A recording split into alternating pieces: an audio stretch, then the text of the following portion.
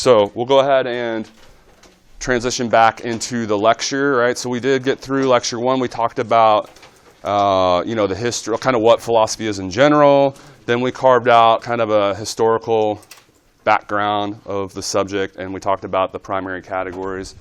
And one of those categories, so transitioning to the lecture here, one of those categories we talked about was logic. Okay? And technically, FYI, when I say logic here, I really mean something more general, like critical thinking.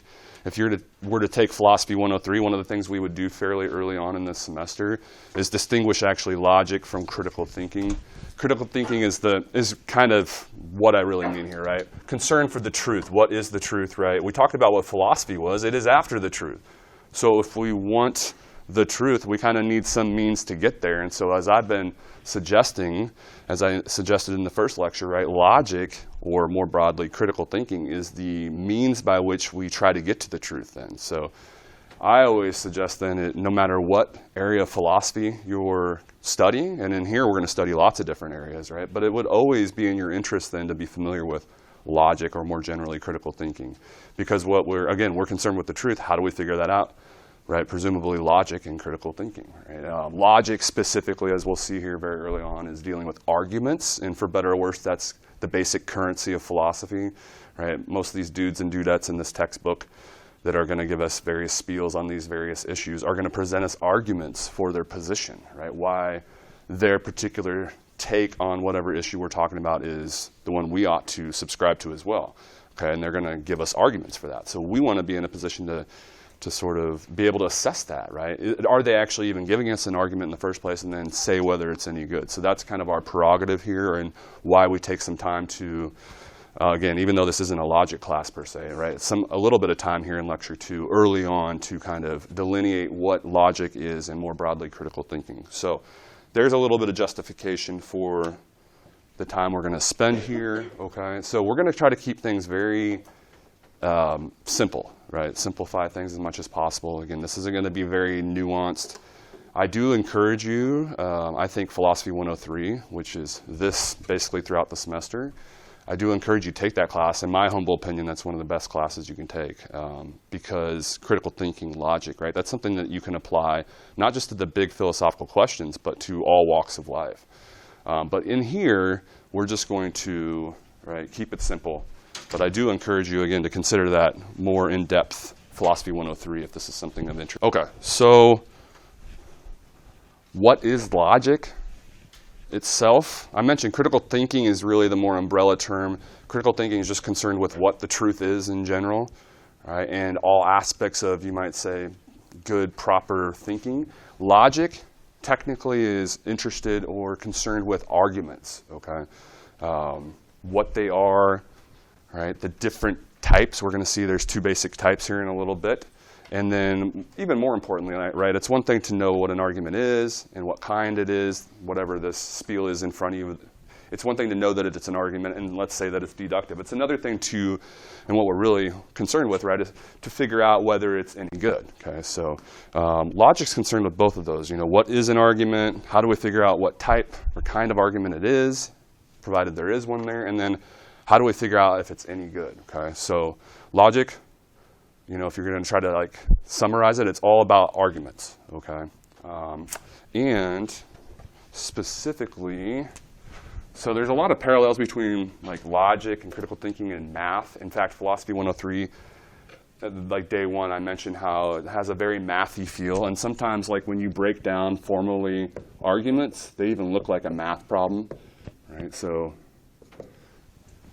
logicians will oftentimes are in 103, right? If we're trying to spell out what the exact premises are and what the conclusion is, we might put it just like this, so it looks like a math problem. But logic, even more technically or more precisely, is actually concerned not just with arguments, but specifically with how well the reasons given for the position on the issue or the conclusion actually support or prove the conclusion. And we'll get more into that. But again, just trying to give you a general idea of what logic is itself. Okay, so if you're only going to take one thing away, just associate logic with arguments. Okay, that is definitely kind of the main connection you want to make here.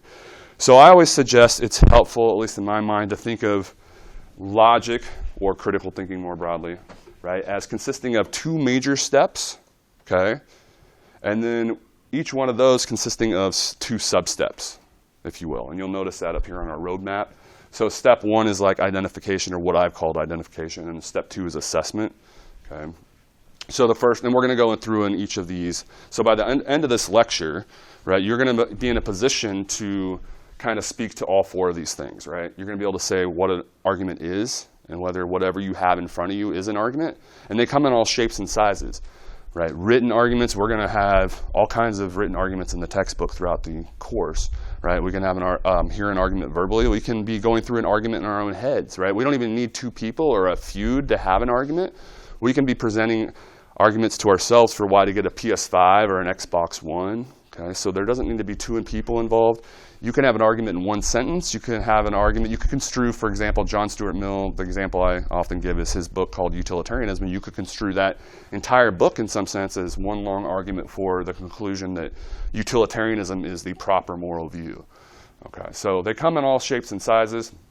Again, think of logic as being these two major steps. So the first step is, well, given there's all these shapes and sizes, is there actually an argument present before me? Okay, so we'll go through and say how we figure that out, right? You're going to be in a position then to be able to tell whether there's actually an argument or not, okay? And then assuming there is an argument, once we're able to figure that out, what kind? Okay, so you guys will be able to say that as well. You'll know the difference, what kind. There's two major kinds, right? So we're going to get into that. You'll be able to tell not only that there's an argument here, but that it's, say, deductive, okay? And then we'll also talk about, provided we figured out it's an argument and it's deductive, well, how good is it? Okay, so there's two, regardless if you've identified the argument as deductive or inductive, regardless of what type, there's always two kind of facets of the argument that you want to analyze in terms of assessment. Okay, so the reasoning part, and I'll explain why I call it the reasoning part here in a moment, and then the truth part. Okay, and so why these are labeled as such will hopefully be clear when we get to those later. Okay, but at the end of the lecture, again, you're going to be able to kind of speak to all four of these things. Okay, that's the overarching goal here. So hopefully this slide 2 here makes some sense then, right? These are the two basic major steps. Identification, is there an argument here and what kind is it? And then if there is an argument present, okay, how good is it? And so there's two aspects of that as well. Okay.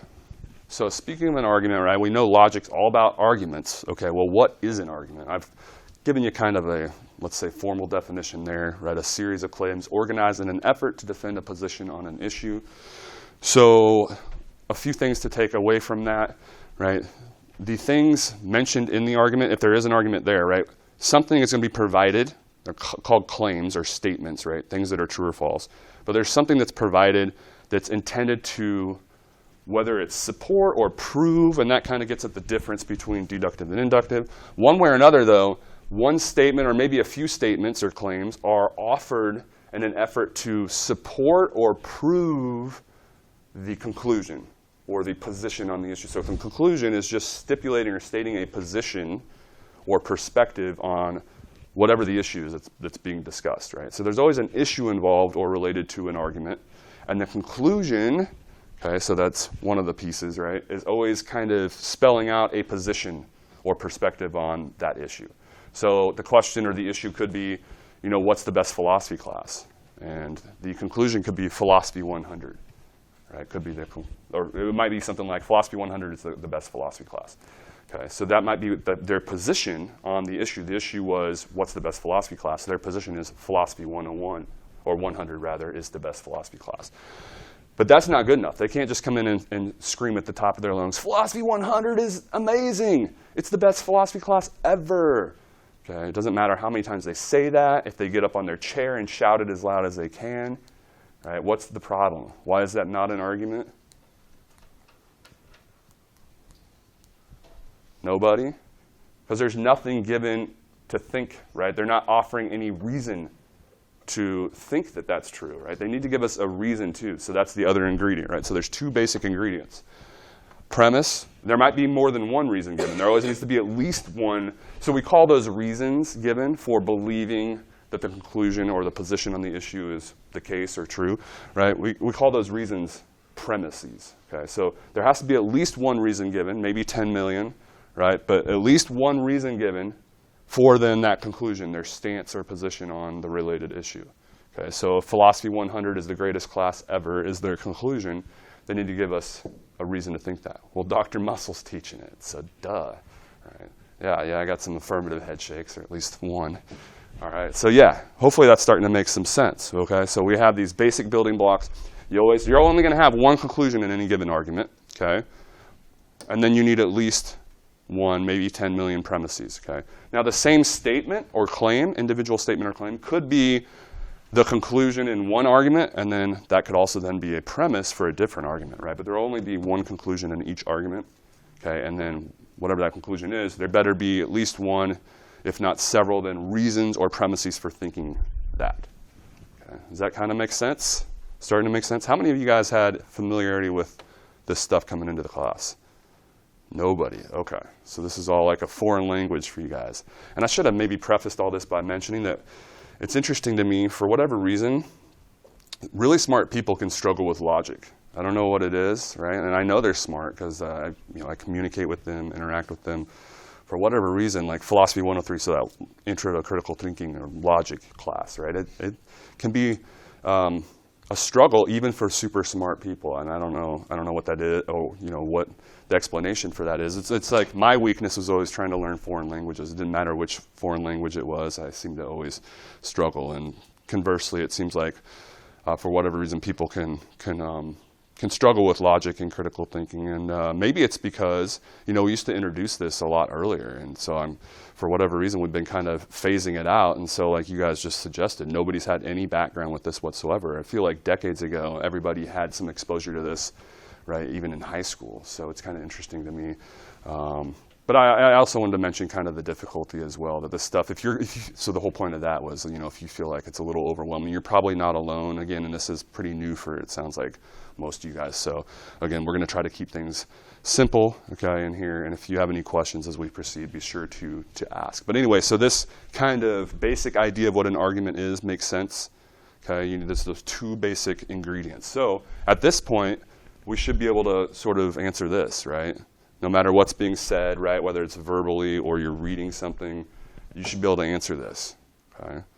All right, find something that looks like a conclusion, right, a position or perspective on some issue. Is there something that looks like a conclusion? And then is there something that seems to be offered, right, to support that conclusion? A reason to think it's the case, okay, or a premise, right? As long as you have those two things, then you have an argument. Now, whether it's any good, totally separate issue, right? And so sometimes rookies, you guys are all rookies, sometimes rookies, because an argument is so bad, it feels weird for them to say that there even is an argument there, right? But it doesn't matter how bad or ludicrous maybe the premises are, right?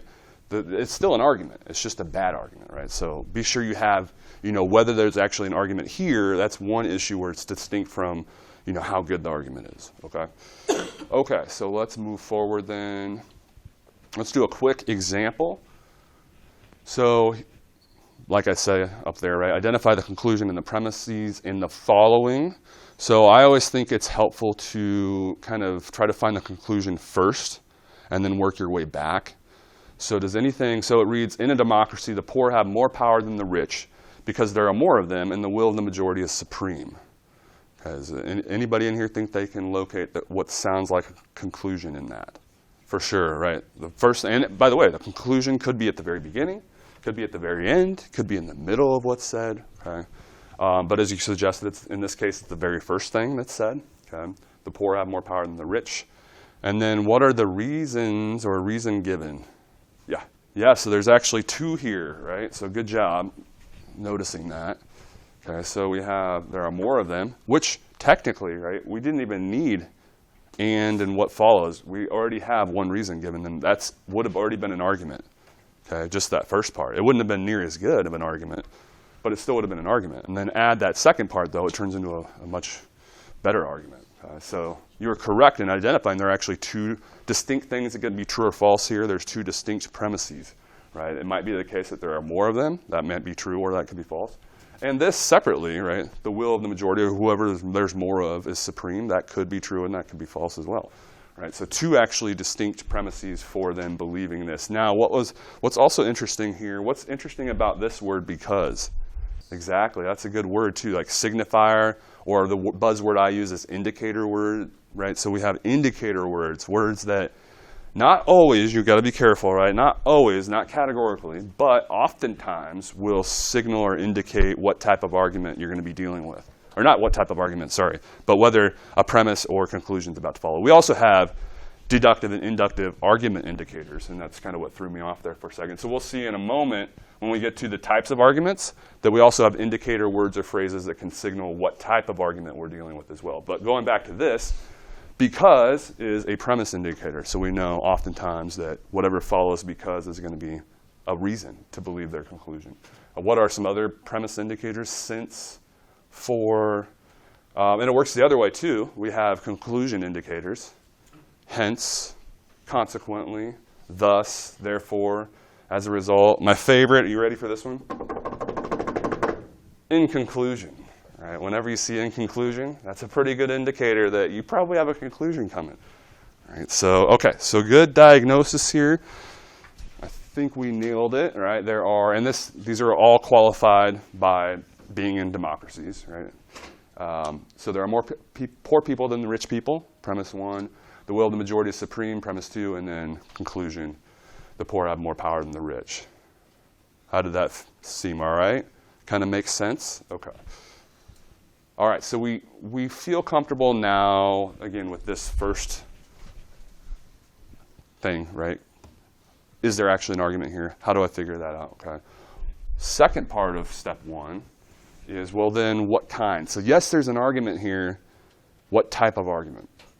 Okay, so every argument is either one or the other, right? It's either going to be deductive or inductive. Every argument. Okay? It's one of these two types. And really, it comes down to one thing, what the difference is. And it really comes down, I guess in some sense, to the intention of the person giving the argument. Okay, do they think, and you might have noticed the way I've been putting this, support or prove the conclusion. I keep saying that. Well, support, do the reasons, premises support or prove, right? Support or prove. That is the imperative or the key distinction here, right? If the premises that are given are thought to just make this more likely, but not necessitate, demonstrate, require, right? No exceptions, the conclusion. If the person who's offering the argument just thinks that their reasons make this more likely to be the case, but don't require it to be the case, okay, then they're offering an inductive argument. They're just supporting the conclusion, the reasons do, right? Versus sometimes somebody will give an argument and they think, well, look, given these reasons, this has to be the case. Just given the form of the argument itself in some sense, right? Provided these are true, this has to be the case. There's no way it can't be the case. They think not just that they're supporting their conclusion, making it more likely. They think that given their reasons, they've proven it. It has to be the case. They've demonstrated it without exception. Okay, now again, they could be wrong, and we can assume these are true and this doesn't have to be true, but that's what they think. Okay, if that's the case, then it's deductive. And that's really the difference. Now, a lot of times, when we're trying to figure this out, we don't have the guy or girl that's offered the original argument in front of us. We can't ask them questions. Well, what did you mean by this? How did you intend this? Right? We kind of have to work with the context of what they said, and that's where indicator words might come in. Words like always, 100%, 0%. Okay, those are not allowing for exceptions. If you're getting verbiage like that, okay, it tends to be indicative of deductive arguments. Okay, versus, so compare 100% versus 99.9%. Okay, there's a difference there, an important difference, and it signals the difference between these two. Okay, if one of the premises read 100%, that is probably going to be deductive. But as soon as they say 99.9999999%, that's allowing, even if it's true, it's allowing for the possibility the conclusion could still be false. Do you guys see that point? And that really is the difference. Okay, there's something about a deductive argument. We'll get into this, kind of the upshot of a sound deductive argument, where there's that necessity of the conclusion, or at least the person that's offering the argument thinks that the conclusion, right, has to be the case, given the reasoning involved. Okay? Whereas that, even in the best inductive arguments, there's always that possibility that the conclusion could still be false, right? And the person offering the argument acknowledges that. So the examples I usually give, a deductive argument, classic example, all men are mortal, Socrates is a man, therefore Socrates is mortal. Okay, that's a classic deductive argument, just given the form itself. Right? The conclusions are thought to prove or necessitate or demonstrate the conclusion. Someone offering that, right? They're thinking the premises are necessitating the conclusion. Versus my typical example for an inductive argument. I know nothing about the statistics regarding weather or anything like that. But imagine we had a farmer in here and he said something like, there was a 22 mile per hour southerly wind yesterday, therefore it's going to rain tonight.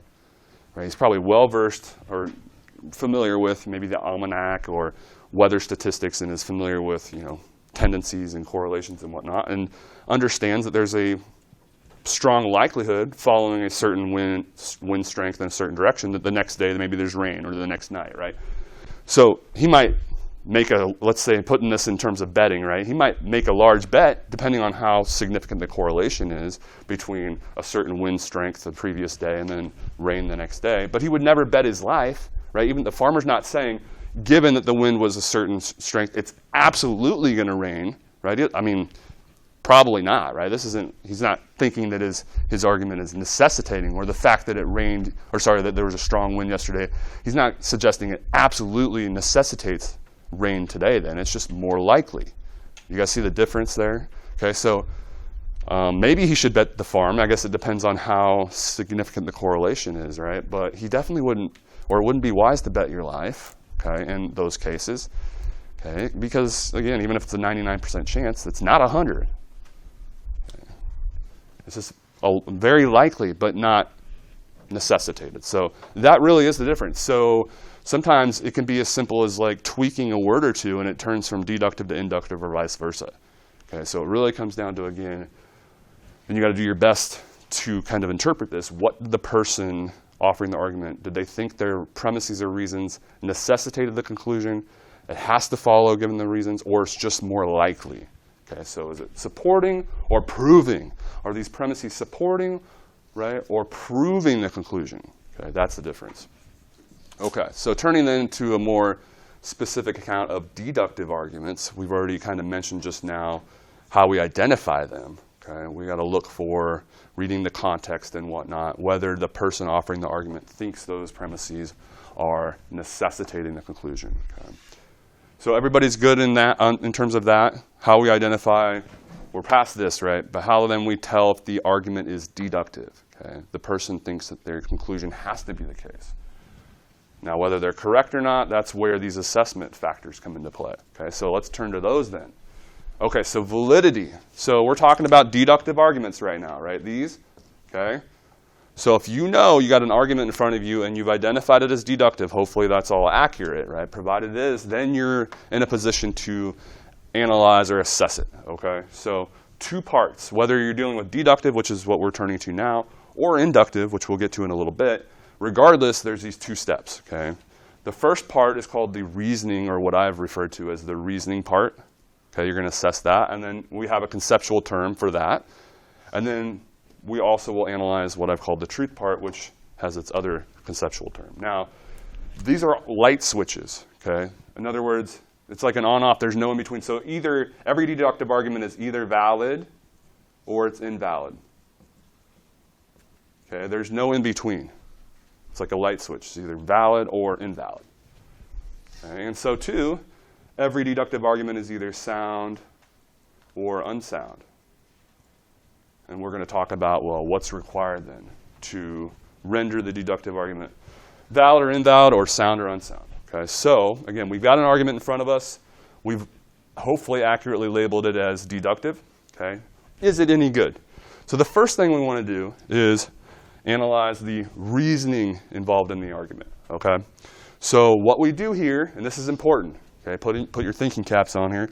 When it comes to the reasoning, this is why it's called, or I've called it the reasoning part and not the truth part, okay, and why these are distinguished. We don't care whether, when we're doing the reasoning assessment here, we don't care whether the reasons or premises given are actually true.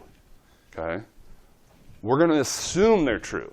We're going to give the person the benefit of the doubt in terms of this assessment, right? Assuming the premises are true, does then the conclusion have to be true? Okay? That's what they think if they're offering a deductive argument. They think that provided the premises or reasons are true, the conclusion has to be the case. That's why we've identified it as deductive. Now we're asking, well, is that actually the case, right? If I assume these premises are true, is it really the case then that the conclusion has to be true? Okay, that's the question. And if the answer then is yes, assuming the premises are true, never mind whether they really are true, if we assume the premises are true, does the conclusion have to be true? And if the answer is yes, then it's valid. Okay? If this has to be true when these are true, then it's valid. But if we can assume these are true and this can still be false, then it's invalid. Okay, now a lot of rookies are tripped up because when it comes to like a deductive argument where these are clearly like false and ludicrous. It can be a little wonky for rookies or people new to logic and critical thinking to nevertheless label that as a valid argument, right? But it might be. It doesn't matter how ludicrous or obviously false these reasons or premises are. If when we assume they were true, they actually necessitate the truth of the conclusion, it's still a valid argument. Okay? It won't be sound, as we'll see here in a little bit, right? But just because it has obviously false premises, right, it can still be a valid argument. Does that make sense? So you're assuming the premises are true, and you're saying, okay, if I assume these premises are true, do they actually necessitate the conclusion? So that first part is analyzing this, right? The reasoning. How well do they actually necessitate this, like the person thinks? Okay. So when is it invalid? When we can assume these are true and this can still be false. When is it valid? The opposite, right? When we assume these are true, this has to be true. You guys look thrilled. Is it making sense, at least? I know it's not necessarily the most entertaining stuff, but okay. Don't worry, we're going to be applying all this to the interesting issues henceforth, but we want this good groundwork here to work with. Okay, so again, we're talking about deductive arguments, and we're talking about this first assessment part, right, the reasoning. So we've covered validity, okay? We know when the deductive argument will be valid and when to label it as invalid. Now, soundness, so we've already spoken to the reasoning of, let's say, this deductive argument in front of us, and we labeled it either as valid or invalid. Then we want to go to this truth part, okay? Now, this has two criteria. So first of all, I guess let me start by saying it's the same as validity. Every deductive argument is going to be either sound or unsound. It's a light switch. There's no in between. Kind of like half sound, half unsound. No. It's either sound or unsound, okay? This is kind of corny, but sometimes I refer to soundness as going above and beyond the call of validity. Why do I say that? Because there are two criteria for an argument to be sound, deductive argument to be sound. One is it has to be valid. Okay, so that's why I say going above and beyond the call of validity, as odd as that sounds. So we know if the argument's invalid, if we've successfully or accurately, hopefully, labeled this deductive argument in front of us as invalid, our work's pretty much done when it comes to soundness. We already know it's unsound. Okay, so any invalid argument is automatically unsound. So one of the requirements is it has to be valid. Okay? Now, what if it's valid? Well, we're going above and beyond validity here, right? So it has to be valid, and this is where we get into the truth of stuff, right? All premises must be true. All, okay? So if even one out of the 5 million premises that are given is false, but the other 4,999,000, whatever, right? All of those other ones are true, it doesn't matter. As long as there's one premise that's false, the whole thing's unsound. Okay? So it's got to be valid for it to be labeled sound, okay? And then all the premises actually have to be true. So this is where you go in and you really analyze whether the reasons given are actually true, okay? Let's say they are. What's interesting, what can we take away knowing, right, if we know that a deductive argument is sound? What are we saying?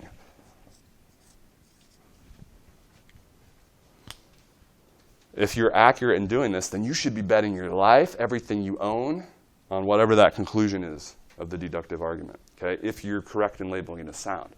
Because what you've said is, it's valid. So in other words, if I assume these premises are true, the conclusion has to be true.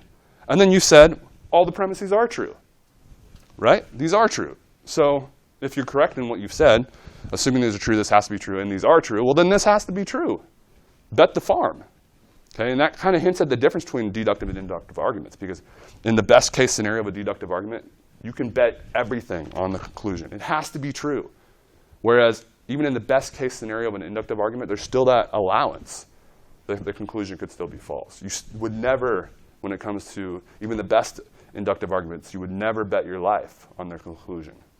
Because there's always going to be that allowance that it could turn out false. Does that make sense? So we've talked about, again, the validity and the soundness of deductive arguments. So hopefully at this point, right, you know how to identify whether there's an argument here, whether it's deductive or inductive. And then we talked about, in terms of deductive arguments, how to tell whether the argument is valid or invalid, and then whether it's sound or unsound. Yeah, you guys feeling good about this? So the editors in the 8th edition of our textbook, that's why, I don't know why they took this point out, because it's a good one. It speaks to the difference in what we're doing here, right? But they said, and this difference is what they're getting at here. They said, quote, the quality of the reasoning is one thing, the truth of the premises another. Okay, and for what it's worth, most of the debate is not about the validity. Usually it's pretty obvious. If I assume these are true, does this have to be true? Right? The validity is usually pretty straightforward. The question a lot of times is, are the premises true? All right?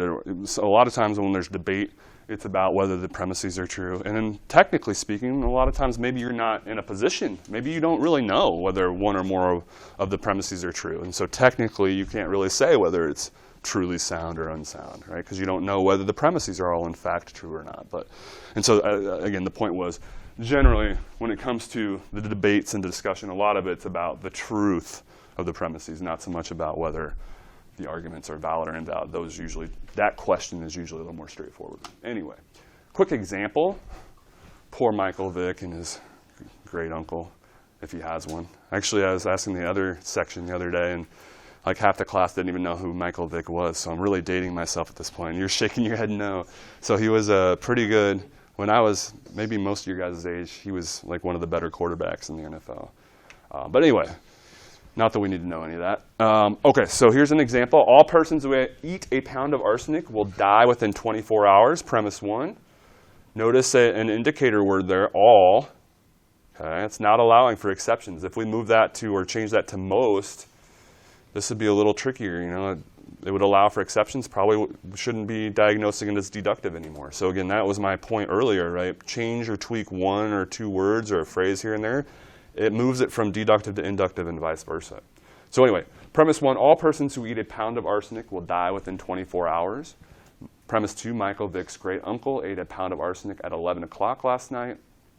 So the conclusion then is Michael Vick's great uncle will be dead by 11 o'clock tonight. Poor Michael Vick's great uncle. Is this argument valid? What are we asking when we ask, is it valid? So let's back up. What are we asking? Yes, so let's spell that out a little bit more. So he said if the reasoning makes sense, which is correct, right? But let's spell that out and be more precise, right? We're asking, if we assume the premises are true, right, does the conclusion have to be true? Okay, so let's take a look at this example. If the premises were true, no matter how stupid or obviously false they might be, right? If we just assume the premises are true, does that conclusion have to be true? I see a lot of affirmative head shakes. I don't see a single naysayer. Well, good work. You guys are making good progress. That's correct, right? It is valid. Okay, if we assume those premises are true, the conclusion does have to be true. Now, what about the soundness? So it's met this criterion. What about this one? Probably not. Now, this is where it gets interesting, because technically speaking, right, I don't know if, what his great uncle, if he even has a great uncle, let alone what he did last night. Is he even going to make it to a pound? How do you make it to a pound of arsenic? Don't you die well before that? I don't know. So technically speaking, we might not know the truth of all these premises. Let's, what's the word? For the sake of argument, assuming, right, premise 2 is probably false. Okay, so let's assume it's false, or that we could definitively know that. I see your hand as well, just one second. So assuming we could know, right, that it was false, what would we say about soundness? Not sound, even though it's valid, so it successfully met one of the criteria, right? It didn't meet the other one, all premises being true, and so it's not sound. So valid, but unsound. I just made this up, man. So I don't have a source. Yeah. I assume that's true, but maybe that's false as well. I don't know. So yeah, technically speaking, going back to that whole point, right? We might not know. And a lot of times, maybe that's the case. We if we're being precise, we maybe can't speak to the soundness of a lot of arguments, right? But yeah, you just kind of use your best judgment, read the context, et cetera, your background knowledge, what you know to be the case. Okay. So hopefully that kind of makes some sense, what we're doing with validity versus what we're doing with soundness. They're kind of addressing two different aspects of the argument. Okay.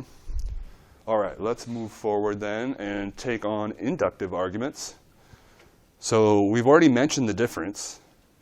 And what's interesting is there's pretty much, we use different conceptual terms, okay? But what's interesting is you're still doing very similar things. So don't conflate these terms, okay? Don't make the rookie mistake of calling an inductive argument valid or invalid, or a deductive argument strong, okay? Don't conflate these, and it might be tempting because, again, what you're doing is very similar, okay? But what each of these concepts implies is different, okay? So an argument being valid is different than an argument being strong, okay? So again, make sure you're keeping these conceptual terms distinct. So we've already talked about, the difference, again, how we would identify the argument. Yes, we know there's an argument here. How we just tell if it's deductive versus inductive, okay?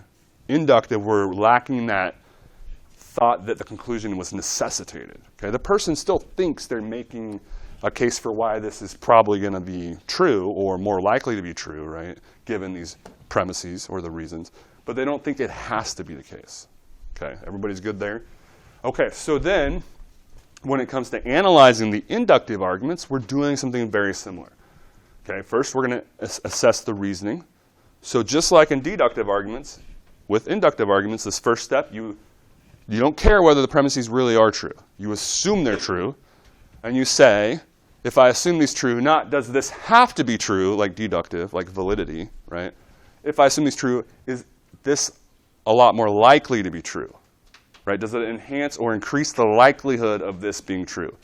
And it's kind of a spectrum, right? You can give different arguments for the same conclusion, which would be relatively stronger or weaker than other arguments for that same conclusion. So unlike the validity, where it's like on, off, valid, invalid, right? There's more of a spectrum here, okay? But we're just going to use it. So if an argument, we're going to say an inductive argument is strong, right? When you assume the premises are true and the conclusion is a lot more likely to be true, okay? You would say it's strong. Whereas if you could assume the premises are true and the conclusion, there's not much reason to think it's any more likely still to be true, even granting these are true, then you would say it's weak, okay? So you're assessing, if I assume these are true, the likelihood, like how much does that increase the likelihood that this is going to be true? If it doesn't really increase it at all, you would say it's a weak inductive argument. If it increases the likelihood of this significantly, you would call it strong. Okay. Does that make sense? So we don't care, just like validity and deductive arguments, we don't care whether the premises are actually true yet. Okay. Assuming they're true, to what degree do they increase the probability or likelihood of the conclusion being true? Okay. A lot, well then call it strong. Not much, if any, then call it weak. Okay. And then any guesses in terms of cogency?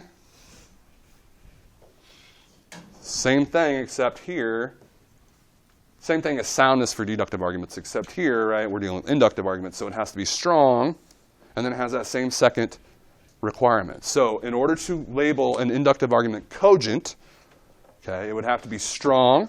So assuming these premises are true, the conclusion is a lot more likely to be true, okay, and all the premises are true. Now notice, even when you have a really strong, good inductive argument, there's still not that necessity the conclusion is going to be true, right? There's still the possibility, even in the best case inductive argument, right, that the conclusion could turn out false. Okay. But anyway, going back to a cogent inductive argument, what we're saying is it's strong, assuming these premises are true, the conclusion is a lot more likely to be true, and we're saying all the premises are true. Okay. Questions, comments, concerns? It's all crystal clear, at least for now. Okay, quick example. Most people now notice that indicator word, most. Okay. Switch that to all. This would get a lot more interesting in terms of figuring out whether it's deductive or inductive or how we should take it. Now there is probably in the conclusion, probably is usually inductive, right? Whereas must is usually deductive, right? Notice the difference between probably and must. Okay, anyway. So we have words in the premise and the conclusion that are signaling that this is likely inductive, okay, given how it's couched or the words used. So anyway, premise 1, most people named Brad have over $17 million. Premise 2, your instructor's name is Brad. Conclusion, your instructor probably has over $17 million. Is this argument strong? I got one no, one naysayer. I have a lot of naysayers, okay. See, I think you guys are tempted by the rookie, all right? You're making that rookie mistake where the premises seem so ludicrous, or at least one of them, right, that it feels weird to call this a strong argument. But, again, what are we asking when we ask if it's strong? If I assume the premises are true, not are the premises true, if I assume the premises are true, is the conclusion a lot more likely? Now let's ask this again. What do you guys think? It is strong, right? If, again, regardless, unfortunately, premise 1 in my experience is not true, right? So, but it doesn't matter, right, when it comes to the strength. Assuming they're true, yes, that conclusion is a lot more likely to be the case. Does everybody see that? Okay, so this is a good example, right, of the tendency or susceptibility of rookies sometimes. I mean, because this is that premise 1, right, pretty funky. But this is still a strong argument, okay? So hopefully you guys can see that now. Okay, now what's the issue, though? Pretty sure premise 2 is true, right? But what about premise 1? Not true, at least in my experience. So while strong, it's not cogent, okay, because one or more of the premises are false. So remember, all it takes is one to be false, and the whole thing is, in an inductive argument, not cogent, or if it's deductive, right, the whole thing's unsound if one of the premises is false. Questions, comments, concerns? So again, this is all brand new to you. I know it's like completely foreign, but hopefully it's starting to settle in and make some sense here. Okay. I wanted to address a special kind of inductive argument, because you run into them, and in fact, we will encounter this exact argument later in the semester, the one at the bottom here, arguably the most famous argument by analogy, maybe not just in philosophy, but maybe ever and generally. We're going to actually get acquainted with it in much more detail later in the semester. But anyway, argument by analogy or argument from analogy, you probably heard that maybe. You've heard of that term or that phrase. So I want to take a little bit of time, because again, you do encounter these in philosophy fairly frequently, I would say. So what are arguments by analogy or arguments from analogy? Again, this is a type of inductive argument, okay? And the way it works is in an argument by analogy, whoever's offering the argument, right, they're comparing two things.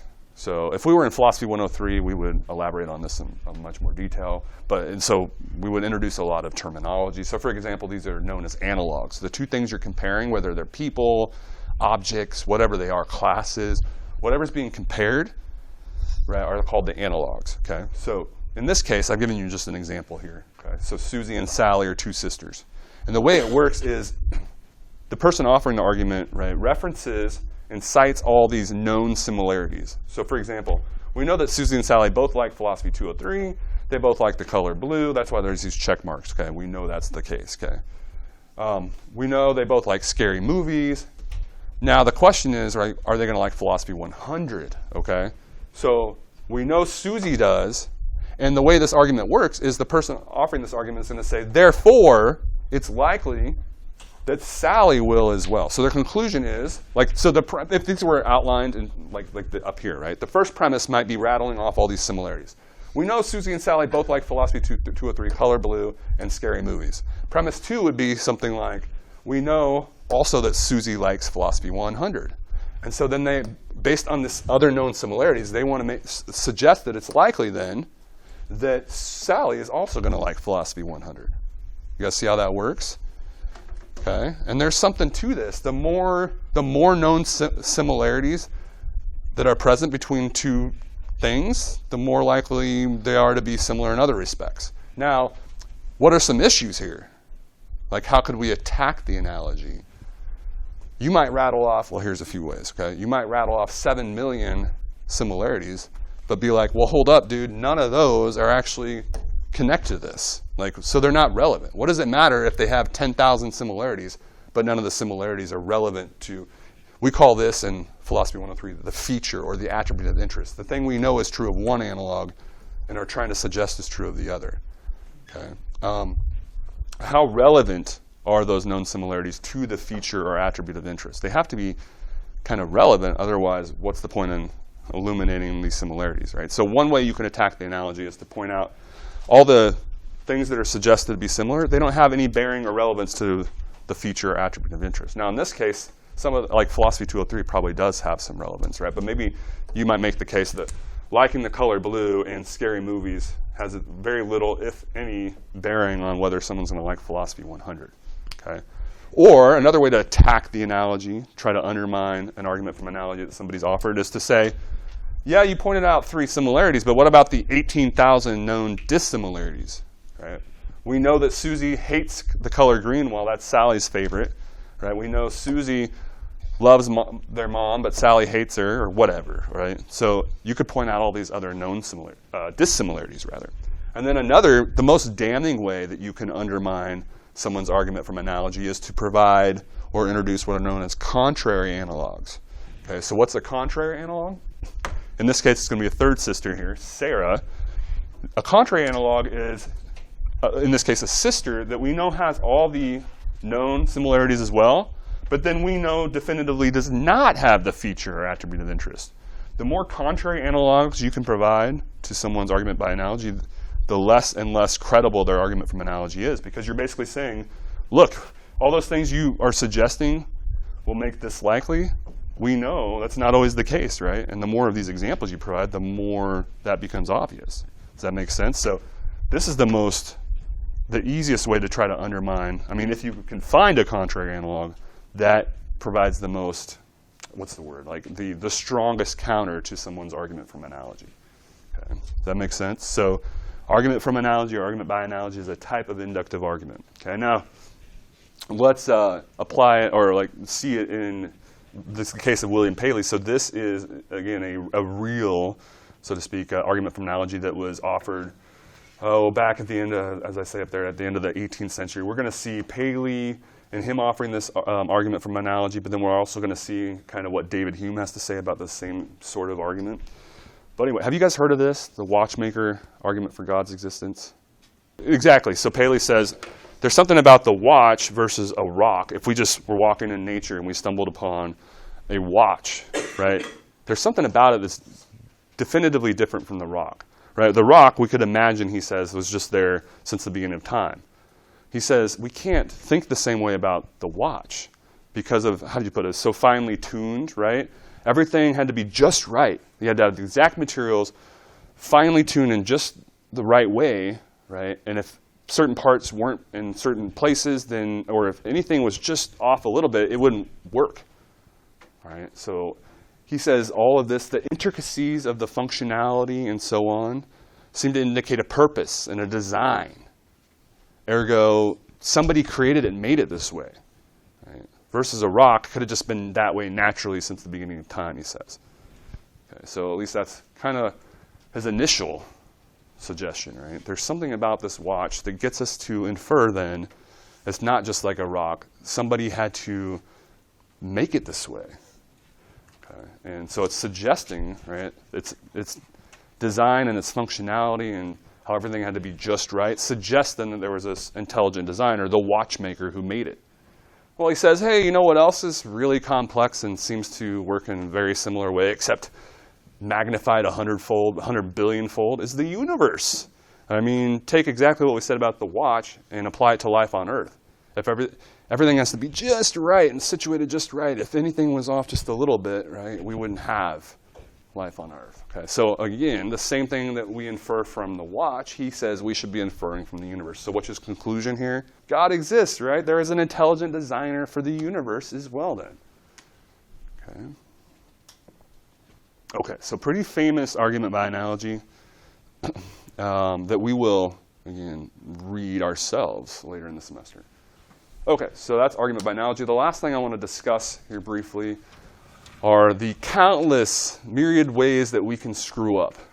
Okay, so as critical thinkers concerned for the truth, we want to be on guard against these fallacies. There's so many of these, in fact, that the logic book I work with for Philosophy 103, the past edition that I used, they actually had like a top 10 on the inside cover. There's like hundreds, if not thousands, of different types of fallacies or distinct ways we can screw up. Okay, so what is a fallacy in general? It's just a mistake in reasoning. Now, a lot of times they apply to arguments, but not always. An argument need not be involved to have a fallacy. Okay. Oftentimes they are, but not always. Okay, so in general, fallacies just signal mistakes, okay, in reasoning. So I want you to kind of be familiar with that general notion of a fallacy, and then we're going to go through what I would say are maybe 3 of the most common types of fallacies you'll encounter in philosophy, at least. Okay, and you probably heard of these, maybe outside of class. Maybe you didn't know exactly what they meant, but you probably heard of an ad hominem. That's an ad hominem. Okay, what exactly is meant? Well, it's a Latin term that translates attacking the man. Okay, so that's what it literally translates as. And the way this works is rather than actually addressing the merits of the logic or the argument that, let's say, Billy offers, instead, someone addresses character flaws in Billy himself, right? So they might say something like, don't listen to what Billy has to say about the death penalty. He's an alcoholic father. Well, look, it's not good to be an alcoholic father or have any negative character traits, for that matter, but that really has no bearing on whether or not you can produce good arguments for or against the death penalty or any other issue. So, you know, we might, if we know of the source of a claim that, or an argument that they have certain negative features, well, that might give us reason to be a little more suspicious of the person, but it never gives us a license to just dismiss what they're saying, right? We still have to analyze the arguments and the logic, so to speak, of what they're offering and the merits of it in and of itself, right? You can have a terrible person give a really good argument for something, okay? So it would be a mistake to just automatically write off what they're saying in terms of the logic based on them being crappy people. Does that make sense? And so to do that, that's what's known as an ad hominem. And it can work the other way too. It can be a positive ad hominem, it's called, where you're so enthralled with your Philosophy 100 instructor, you just start endorsing what he says automatically all the time without actually analyzing the reasons given. That's equally a mistake, but it usually happens in the negative fashion. Okay, so that's ad hominem. We also have, you probably heard of this maybe, straw man fallacy. So it gets its name because it's easier to knock down a straw man than a real man. Well, similarly, when this happens, the person that's guilty of the straw man, they've usually exaggerated what was originally said in such an extreme fashion that it's much easier for people that don't know what the actual position is to just find it dismissible, right? Because again, it's been mischaracterized and in a very extreme way usually, okay, which makes it more easy to refute it. So, an example, we don't know anything about Ted's running for office, and we didn't know nothing about his political platform. And Eddie comes in and says, don't vote for Teddy, he's for legalizing everything. Well, we've read our Hobbes. We know how we can't trust anyone. We don't want anarchy. We don't want legalizing everything. And if that's all we knew or thought we knew, I forgot who was who, but who's running? Teddy, I think. If Teddy is, all we know of his platform is he's for legalizing everything, we're not for anarchy, we're going to vote no, right? Well, lo and behold, Teddy's actual position was just legalizing marijuana or legalizing gambling or prostitution, right? One or two things, not legalizing everything. Okay, so Eddie or Teddy, whoever, Eddie, right, was the one who misrepresented in an extreme fashion Teddy's actual position, right, making it easier to refute, when in fact, Teddy's actual position was a lot more palatable, right? Some of us even might be in favor of his position, okay? So hopefully that's a good example, again, of how the straw man works. So we want to be on guard against people that are exaggerating the original positions, okay? And then we have false dilemma, maybe another one you've heard of. Okay, so dilemma, this gets its name, and so somebody in another section was like, is this false dichotomy? Yes, the same thing, right? We have so many fallacies, so many logicians that we even get these fallacies sometimes referenced as slightly different labels. So false dilemma is a false dichotomy. Okay, they're the same thing. So this occurs when someone suggests that there's only two dilemma, two options when there are at least a third, if not 10,000 other options, right? There's other options that they are not acknowledging. Okay? That's why it's a false dilemma or false dichotomy. So like, let's imagine Sarah says, look, either we keep the status quo or we legalize everything. Well, that's a mistake, right? We don't have to go to those extremes. It's not either don't change anything or change everything, right? We could legalize 1, 2, 7, 19 things without legalizing everything, right? There's all kinds of intermediary options that Sarah is neglecting. Does that make sense? So again, just 3, I would say, classic examples of fallacies that you will encounter, unfortunately, fairly frequently, I would say, in philosophy. So there's a reason we went through this stuff again. Try to keep this stuff in the back of your mind as you're going through then and reading these various works, okay? So we have some kind of logic-related questions that I would encourage you, again, to keep in the back of your mind as you're going through these various readings. So what is the author trying to convince you of? So in logic speak, what is their conclusion? Or maybe it's multiple conclusions, right? Depends on what exactly is happening in the reading, but what is the conclusion? So John Stuart Mill, in our reading towards the end of the semester, right, his conclusion of that piece is going to be that utilitarianism is the proper moral view. Okay, so, but you need to identify that. What is the position or conclusion? What reasons does the author provide for that conclusion? So this would be, what we mean by premises. Okay, in logic speak, what are the premises that are being offered? The reasons for thinking or believing in that conclusion.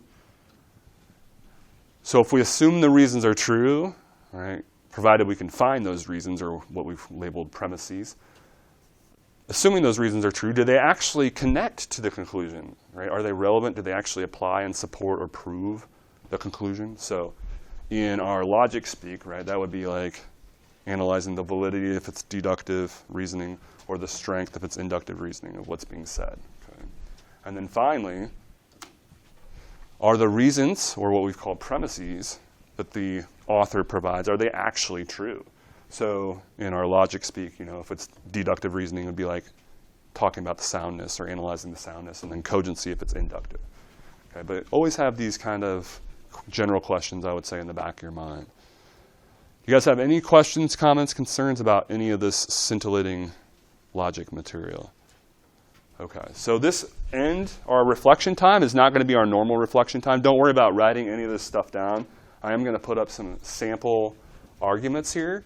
Okay, and again, this is way more challenging than what you guys will actually have to know for the exam. So for the sake of the exam, guys, just know the more general conceptual stuff. What is an argument? What is logic? What's the difference between deductive and inductive? You won't have to really apply or critique an argument like this on the exam. Okay, just FYI.